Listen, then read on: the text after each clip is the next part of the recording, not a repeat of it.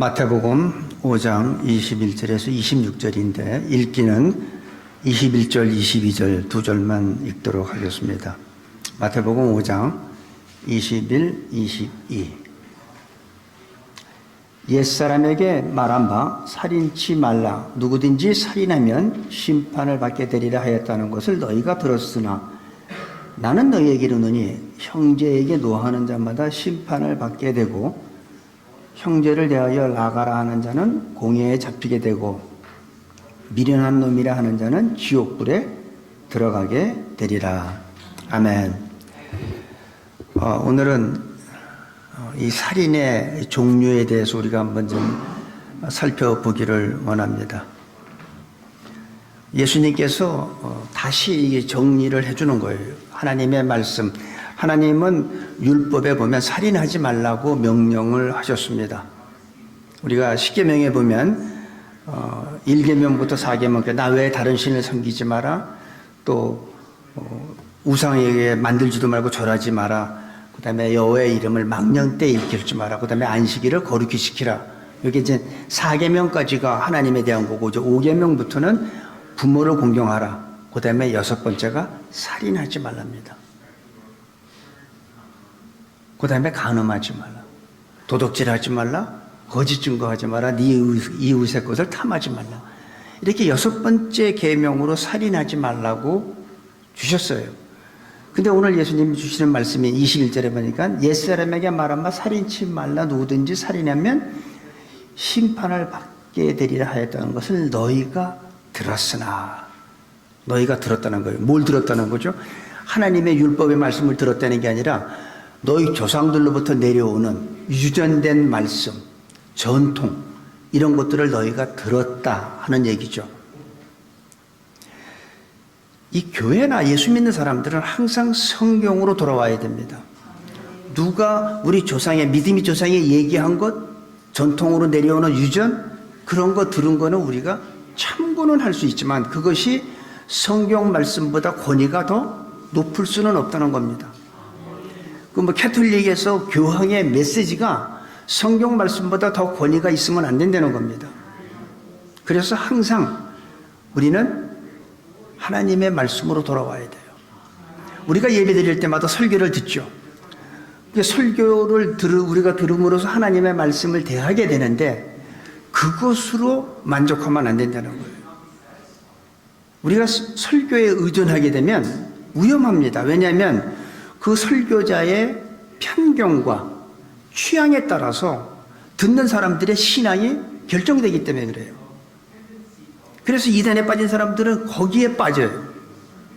설교자의 말씀을 우리가 듣고 참고하는 정도지 그거에 우리가 권위를 두면 그게 완전한 말씀이 아니라는 겁니다. 물론 설교를 통해서 하나님의 말씀을 대하게 되는 건 맞아요. 하지만 그건 불완전한 하나님의 말씀입니다. 그래서 설교 듣는 사람들이 각자가, 각 개인이 성경을 읽고 묵상하고 연구해야 됩니다. 왜? 내가 어떻게 합니까? 성경은 성령의 감동함으로 쓰여진 책이기 때문에 성령께 내가 기도하면서 읽고 묵상하면 성령께서 주세요. 깨달음 주세요. 저는 전에도 한번 얘기한 적이 있었는데 한 분이 성령 체험을 하고 은혜를 많이 받았어요. 그리고 저한테 뭐라 그러냐면 목사님 저 신학교 가야겠습니다. 그래서 제가 못 가겠어요. 지금 당신이 성령 체험하고 뜨거운 마음 가지고 하나님의 일을 하겠다고 신학교 간다고 하는 건 좋은데 앞으로 2년 동안 성경의 말씀에 뿌리를 내린 다음에 2년 후에 신학교 가라고 그랬어요. 여러분 우리의 신앙은 하나님의 말씀에 뿌리를 내려야 돼요. 제가 여러분한테 설교한다고 해서 그것에 의존하면 여러분들의 신앙이 한편으로 치우칠 수가 있다는 거예요. 왜냐하면 설교자의 그 사람의 편견과 그 사람의 그 취향이 있을 거 아니에요. 목회 철학이 있을 거 아니에요. 그렇게 되면 듣는 사람들은 그 영향을 받을 수밖에 없다는 겁니다. 이 바리새인과 서기관들도 그랬어요. 이들은 하나님을 사랑하는 자였어요. 그래서 하나님의 살인하지 말라는 말씀을 믿고 지키는 사람들이었어요. 근데 예수님은 그들의 생각이 잘못됐다는 것을 지적하는 겁니다. 꼭 생명을 죽이는 것만이 살인이 아니라 진정한 예수님이 말씀하시는 살인의 의미는, 그 내면적인 의미는 형제를 미워하는 것도 살인한 거다라는 거죠. 하나님 앞에 최초로 살인죄를 진 사람이 바로 가인입니다. 동생 아벨을 살인한 사건이 바로 최초의 살인 사건이죠. 그리고 그거 가인 이후로 현재까지 살인은 이어져 오고 있습니다. 지금도 살인은 이어져 오고 있죠. 그래서 살인은 죄의 열매면서 죄의 결과예요. 그래서 죄 있는 곳에는 항상 살인이 있습니다. 지난 그 주에 잠깐 그 뉴스를 보니까 자기 돈을 빌리고선 갚지 않는다 해가지고 자기 10대 아들과 그 친구들을 데리고 자기의 돈을 안 갚는 사람을 만나서 식사하고 죽이는 사건이 있었습니다. 이게 현실이에요. 얼마 전에는 어린아이를 양부가 때려서 죽이는 사건도 있었죠. 이게 인간의, 여러분들이 사람 죽일 수 있을 것 같아요? 못 죽여요. 그런 상상도 안 합니다. 그런데 그 사람들의 이웃들의 얘기를 들어보면 전혀 그럴 사람이 아니라는 거죠. 그런데 그런 일을, 엄청난 일을 벌린 거예요. 그 얘기는 다른 말로 하면 뭐예요? 우리 인간들 내면서 깊숙이에 살인이라는 그것이 내재해 있다는 증거입니다. 우리는 한 사람도 예외가 없어요. 교회는 항상 하나님 말씀 중심으로 살아가야 하는데, 우리가 이렇게 내가 교회에 와서 예배 드리면서 설교 듣는 것만 의존한다면 우리의 신앙은 완전한 하나님 말씀에 근거한 신앙이 될 수 없고 위험할 수도 있어요. 잘못되면 예수님과 반대되는 입장에 서게 될 수도 있습니다. 지금 이 바리새인과 서기관들이 바로 예수님의 말씀에 반대 입장에 서는 그런 경우예요. 예수님이 말씀하시면 거기에 아멘하고 따라가는 게 아니라 예수님을 더 미워하고 나중에 죽이기까지 하는, 완전히 그들은 하나님을 진심으로 사랑했고 하나님의 말씀을 지키려고 율법에 아주 그냥 열심히 가진 사람들이에요. 자기네가 가장 하나님을 잘 믿는다고 생각했던 사람들이에요. 그런데 정면으로 예수님과 대치하는 사정이죠. 왜? 그들은 말씀에 근거한 것이 아니라 너희 조상으로부터 들었거니와, 그거예요. 들은 것 가지고 하나님 말씀보다도 더 거기에 권위를 뒀던 거예요. 그 장로들의 유전이 굉장히 중요했어요. 그래서 예수님이 제자들 가다가 배가 고프니까 손 안 닦고 음식을 먹으니까 왜 너희 제자들은, 당신의 제자들은 장로들의 유전을 범하느냐? 그게 중요해요. 하나님 말씀이 중요한 게 아니라 조상 때부터 내려오는 그 유전이 그렇게 중요한 거예요. 그게 뭐예요? 잘못된 신앙이 만들어진 거죠. 그래서 이단에 빠진 사람들은 그쪽으로 치우치게 돼 있어요. 신앙관이. 여러분은 제가 잘못 설교한다는 게 아니라 제 설교만 의존하지 말고 여러분들이 성경 말씀을 읽고 묵상하고 그 다음에 성령님의 도우심을 받아서 거기에 여러분의 신앙을 뿌리를 내려야지 그게 완전한 신앙이 됩니다. 두 번째로 보니까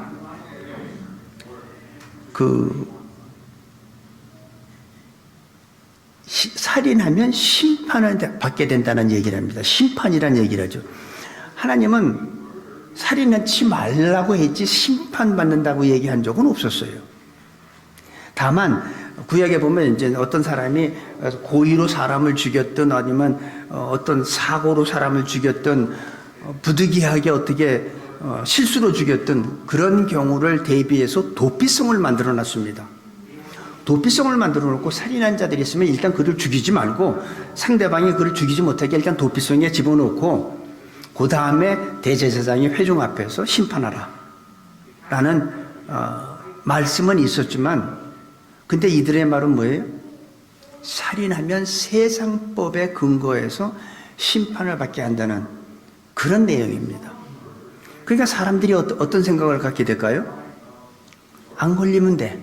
하나님 앞에서 우리의 중심과 폐부를 들여다보시는, 우리의 마음과 생각을 다 보시는 그 하나님 앞에서 범죄하지 않는 게 중요한 게 아니라 안 걸리면 되는 거야. 세상법에 걸리지 않으면 돼.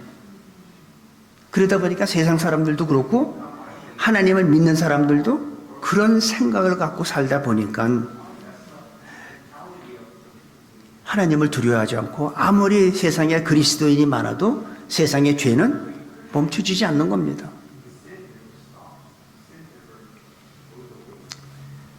물론 교회의 전통도 중요합니다.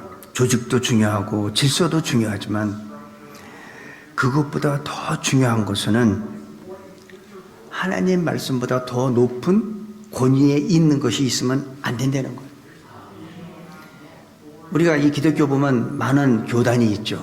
우리 교회는 침례교단인데 성결교도 있고 장로교도 있고 감리교도 있고 뭐 루터란교, 뭐 순복음 너무나 많습니다. 근데 재미나는 게 뭐냐면 어느 교단이라고 제가 말씀 안 드리지만 예배 드릴 때 손뼉 치는 거 우리 교단에서는 그런 거 안 해요. 교단의 교리가 하나님 말씀보다 더 우선하고 있는 거예요. 여러분 시편 47편 1절 보세요. 박수 치면서 찬양하라고 그랬어요. 시편뿐만 아니라 성경 여러 곳에서 너의 두 손을 두고 성소를 향해 기도하라, 찬양하라. 여러분 하나님 말씀에 있으면 해야지. 우리 교단에서 그거 안 해. 그건 뭐예요? 하나님 말씀보다 교단의 교리가 더 우선한다는 거 아니에요? 우리 신앙생활 할 때 하나님 말씀보다 더 권위 있는 거 있어서는 절대로 안 됩니다. 그래서 우리들은 말씀에 우리의 믿음의 신앙의 뿌리를 내려야죠. 그래서 은혜 받고 신학교 간다면 제가 못 가게 하고 하나님 말씀에 2년, 적어도 2년 동안에는 말씀에 깊이 묵상하고 그리고 그 후에 신학교 가라고 제가 권면을 합니다. 은혜 받은 뜨거운 마음 가지고 신학교 가려고 그래요. 그거 중요하지 않습니다. 사도 바울도 보면 다메섹 도성에서 예수님 만나고 은혜 받은 다음에 막바로 예루살렘 가서 사도들하고 사역하지 않았어요. 뭔지는 모르지만 갈라디아서 1장에 보면 아라비아로 가서 3년 동안 뭔가 있었어요. 아마 거기서 하나님께서 바울이 갖고 있는 율법의 잘못된 정신들을 말씀으로, 은혜로, 믿음으로 구원받는다는 걸 깨닫게 해준 다음에 사역했던 걸 우리가 볼 수가 있습니다. 뜨거운 영적 체험한 것 가지고 여러분 하나님이 일하겠다고 먼저 나서지 말고 먼저 말씀으로 우리가 무장할 수 있는 우리가 되기를 바랍니다. 근데 이 세상법을 보면요, 세상법 나라마다 다 법이 달라요. 오죽하면 로마에 가면 로마법을 따르라고 한 말이 있겠어요. 그건 나라마다 법이 다르다는 거죠. 세상법은 그래요. 다시 말해서 미국에서는 합법적인 게 있습니다. 그 마리화나에서 뽑은 CBD 오일이라는 게 있어요. 통증에 그게 좋고. 근데 한국에는 그게 법에 걸려요.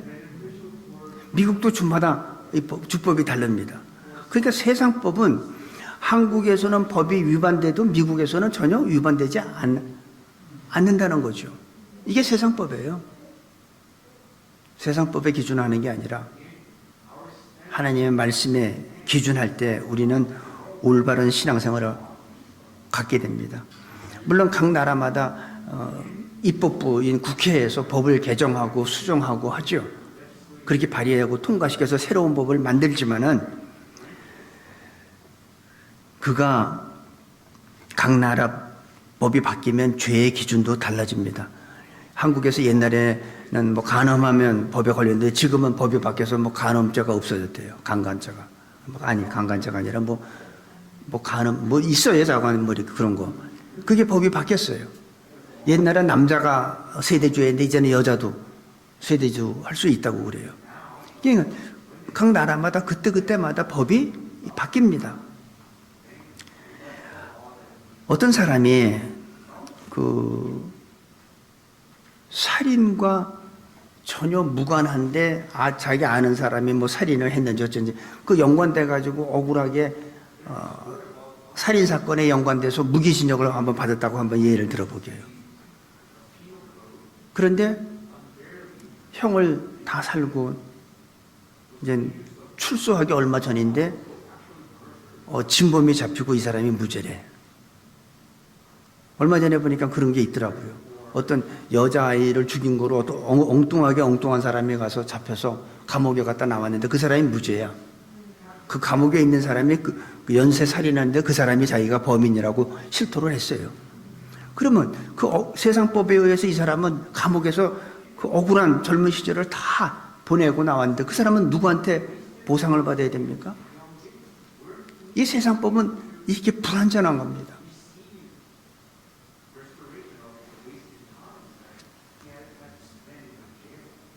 우리는 살인을 안 한 사람이 살인한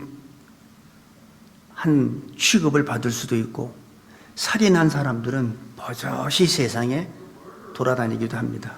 왜 그럴까요? 법에 안 걸리면 되니까. 그래서 변호사를 통해서 교묘하게 법망을 피해 다니는 사람들이 있죠. 얼마나 많이 범죄를 저질렀는데도 불구하고 교묘하게. 그러니까 이 사람들이, 예수 믿는 사람들도 그런 생각을 갖는 게 문제예요. 하나님 앞에서 내가 어떤 모습이냐가 중요한 게 아니라 세상법에 걸리지만 않으면 되는 거예요. 우리 새누리교회 성도님들은 세상법이 중요한 게 아니라 지금 이 시간에도 우리의 속을 꿰뚫어 보시는 하나님을 두려워하고 그분 앞에서 올바른 삶을 살 수 있게 되기를 바랍니다. 세상법은 중요하지 않아요. 오늘 예수님께서 주시는 말씀이 하나님께서는 꼭 이 생명을 죽인 것만이 살인이 아니라 형제를 미워만 해도, 무시만 해도, 욕만 해도 그게 바로 살인한 거라고 얘기하는 거예요. 우리가 요한일서 3장 15절에 보면 그 형제를 미워하는 자마다 살인한 자니 살인한 자들에게는 영생이 없는 걸 너희들이 알지 않냐, 이런 말씀이 있어요. 여러분, 형제를 미워한 게 살인한 거래요. 살인한 자 마음에는 영생이 없대요.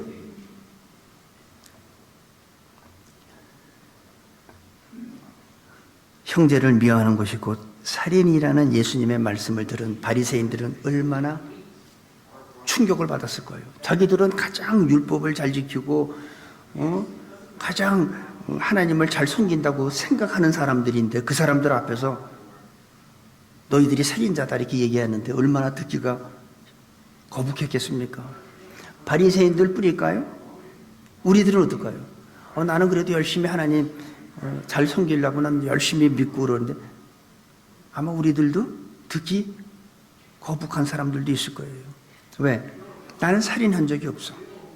근데 난 누구를 미워한 적은 있어. 그러면 오늘 예수님이 주시는 말씀에 우리가 대입해 보면 나도 살인한 자야. 난 살인을 하지 않았는데. 그런데 예수님의 말씀은 너도 살인자라는 거예요.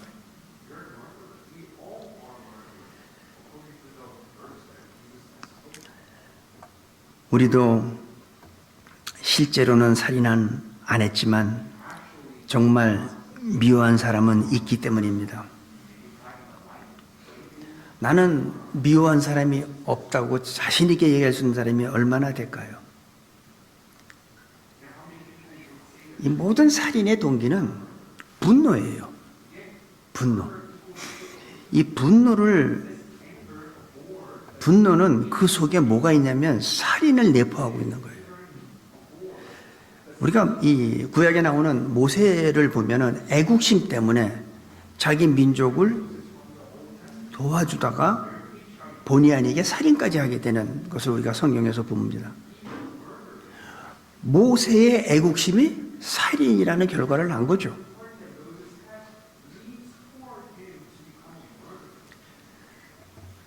이것이 죄성을 가진 인간의 모습이라는 겁니다.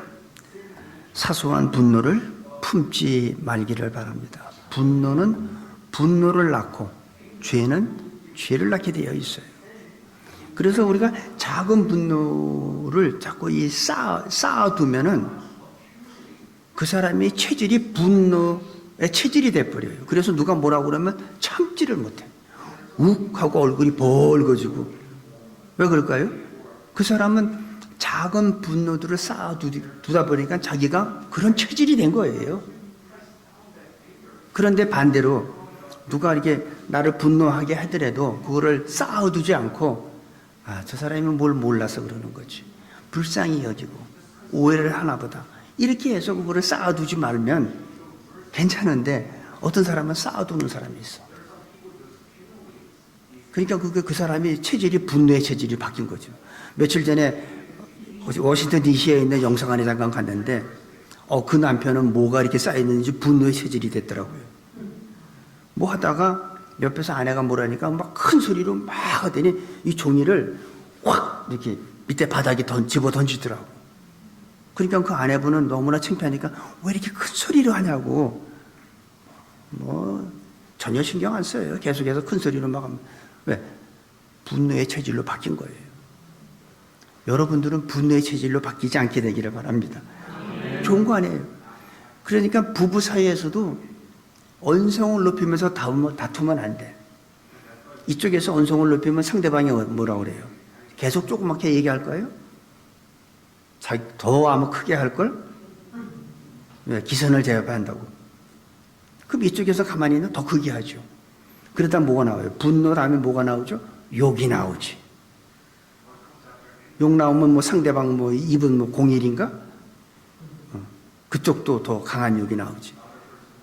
이게 뭐예요?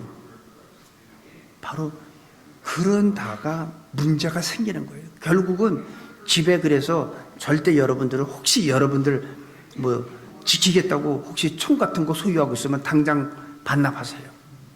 그 분노가 못 참으면 에이 하고선 일 벌리는 거예요. 지난 겨울에 그 이웃끼리 그 눈 치는 사건으로 인해서 그 이웃을 총으로 죽이는 거 여러분 봤어요? 눈 치다가 어떻게 지금 자기 집으로 좀 왔는지 이 사람이 집에 들어가서 총 갖고 와서 남자도 쏘고 부인도 쏘는데 총 맞으면 가만히 있지 여자가 계속 뭐라고 총 맞은 상태로 그러니까 집에 들어가서 또 이 긴 총 갖고 와서 다 죽였어요. 왜 그래요? 분노가 살인이라는 결과를 만든 겁니다. 분노 속에는 살인이 내포되어 있다는 것을 꼭 기억하시고 분을 품지 마시기 바랍니다. 왜 분을 품어요? 저는 제 아내가 여기 있지만 지금까지 우리가 만난 지 53년이 됐는데 68년에 만났으니까 53년 동안 만나면서 저는 한 번도 욕한 적이 없고 손 찍으면 큰일 나라고. 어깨 같은 데 이렇게 아프면 이렇게 주물러는 좋지만 큰 소리 한 번 안 냈어요. 왜 그럴까요? 내가 하면 상대방도 나한테 똑같이 하기 때문에. 그래서 분을 품거나 그러면 절대로 안 된다는 얘기입니다. 이 두 번째는 보면 욕입니다. 22절에 보니까 나는 너희에게 이르노니 형제에게 노하는 자마다 심판을 받게 되고 형제를 대하여 나가라 하는 자는 공회에 잡히게 되고 미련한 놈이라고 하는 자는 지옥불에 들어가게 되리라. 두 번째는 욕입니다. 분노가 있으면 그 다음 단계로 나타나는 것이 욕이에요. 그 얘기는 욕도 역시 살인을 내포하고 있다는 얘기죠. 나가라는 것은 이스라엘 사람들이 상대방을 경멸하고 멸시하고 무시할 때 쓰는 이스라엘 사람들이 쓰는 욕이에요. 근데 여기 뭐라고 그랬어요? 그런 자는 나가라 하는 자는 공회에 잡히게 되고 미련한 놈이라는 자는 지옥불에 들어간대요. 근데 어떤 사람은 이 말을 해도요 상대방의 마음을 갈기갈기 찢어놓게 말하는 사람이 있어. 그러면서 그 사람은 뭐라냐? 나는 돌려서 말할 줄 모른대. 자기는 돌려서 말할 줄 모르기 때문에 그렇대요. 근데 그런 사람들은 또 다른 사람이 자기한테 또 돌려서 얘기하지 않고 직설적으로 얘기하면 또 못 견뎌야 해요. 말도 우리가 그냥 한번 여러분 들어보세요. 너 죽을래? 하는 말하고 똑같은 내용이에요. 당신 오늘 돌아가실래? 뭐가 달라요? 근데 듣는 사람이 받아들이는 거 다르잖아요. 너 죽을래 하고 당신 돌아가실래? 완전히 다르잖아요. 그러니까 말을 해도 상대방은 마음에 좀 다치지 않는 그런 말을 해야 되는데, 이상하게 입만 열으면 상대방한테 이렇게 아픔을 주는 사람이 있어요. 또 어떤 사람은 아주 좋게 나이스하게 얘기를 하면 그거를 액면 그대로 받아들이는 게 아니라, 이 사람이 왜 이러지? 무슨 생각을 갖고 이러지? 이 사람이 나한테 이러는 이유가 뭘까? 액면 그대로 받지 못하는 사람도 있어요. 이 둘 다 문제라는 거예요. 남한테 말을 그렇게 직설적으로 아픔을 주는 그런 말도 하면 안 되겠지만, 남이 나에게 좋은 얘기를 해주면 그냥 액면 그대로 받으면 돼요. 요 말 속에 순수하게 받아들이지 못하고 무슨 속셈이 있을까? 계산하는 사람들 있잖아요. 계산하지 마세요. 그냥 좋게 본 거예요. 세 번째 보니까 미련한 놈이라 하는 자는 지옥불에 들어가고 한대요. 이건 여러분들 미련하다고 얘기하면 어떻게 돼요? 지옥불에 들어간대요.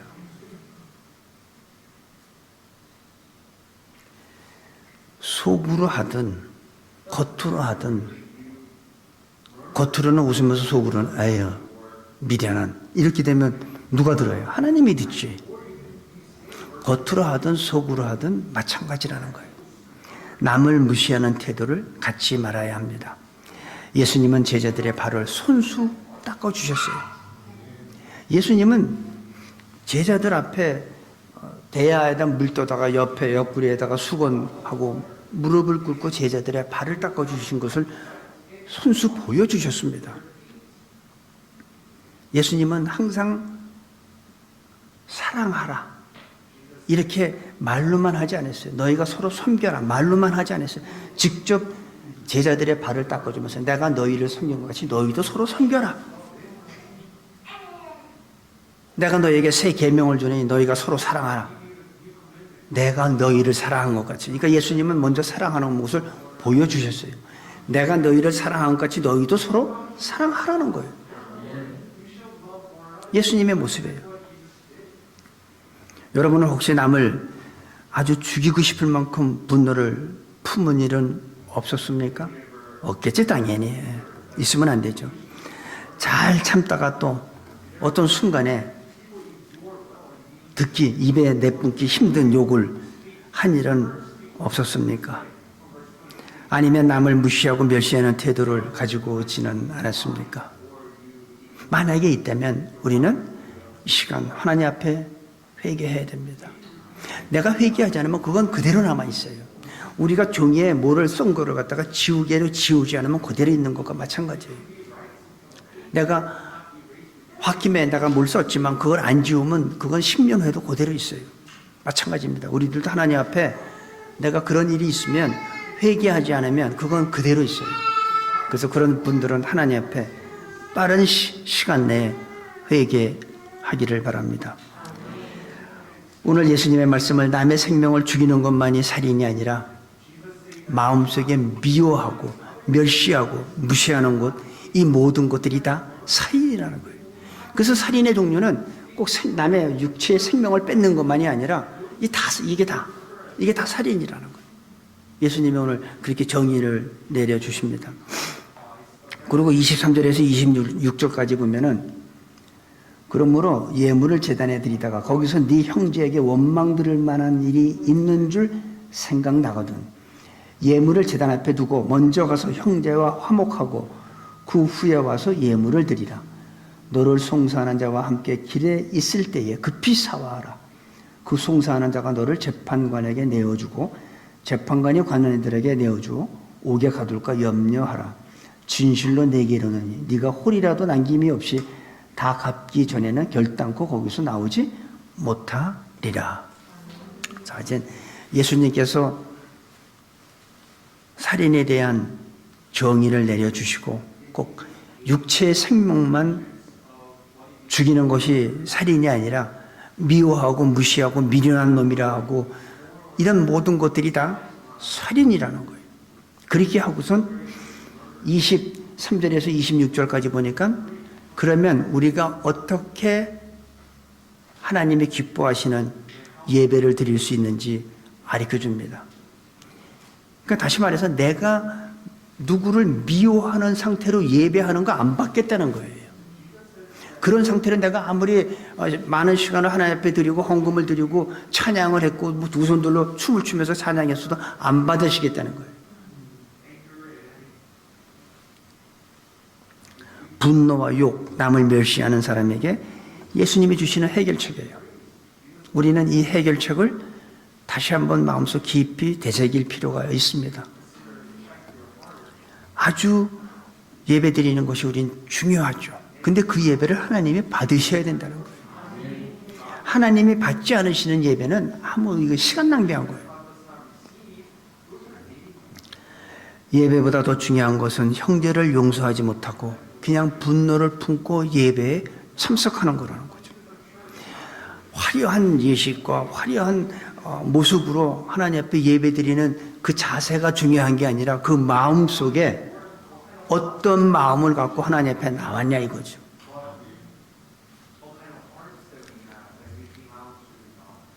화려한 예배 의식이 중요한 게 아니라 눈에 보이는 그런 것들이 중요한 게 아니라 우리의 중심을 살피시는 그 하나님이 우리 마음속에 미움을 갖고 있는 상태로 예배에 나왔느냐? 분노하는 마음을 가지고 나왔느냐? 이걸 보신다는 거예요. 그러니까 형제에게 원망 들을 만한 일이 생각나거든 예물을 제단 앞에 두고 지금 예물 드리는 게 중요한 게 아니라는 거예요. 먼저 가서 그 형제하고 화해하라는 거예요. 그리고 와서 형제와 손을 잡고 하나님 앞에서 우리 화해했다는 것, 우리 서로 미워하지 않는다는 그 모습으로 예배를 드릴 때 하나님이 받으신다는 거예요. 그렇죠? 그러니까 여러분들 누구 미워하고 여기 오늘 미워하는 상태로 오늘 사랑하는 남편, 사랑하는 아내를 미워하는 마음으로 여기 오신 분들은 하나님이 그 예배 안 받으시겠다는 거예요.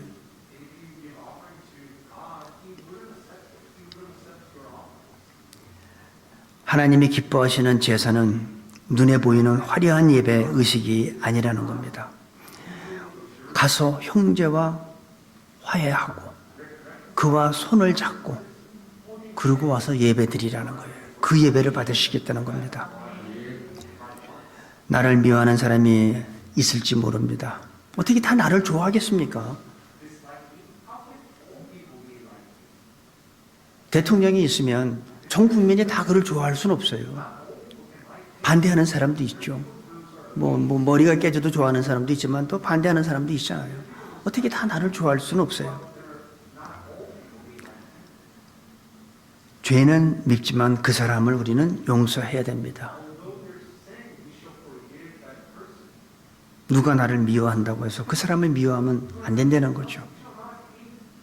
그 사람이 하는 행동은 내가 볼 때마다 짜증이 나고 밉지만 그래도 그 사람을 용서해야 합니다. 그리고 화해해야 한다는 거예요.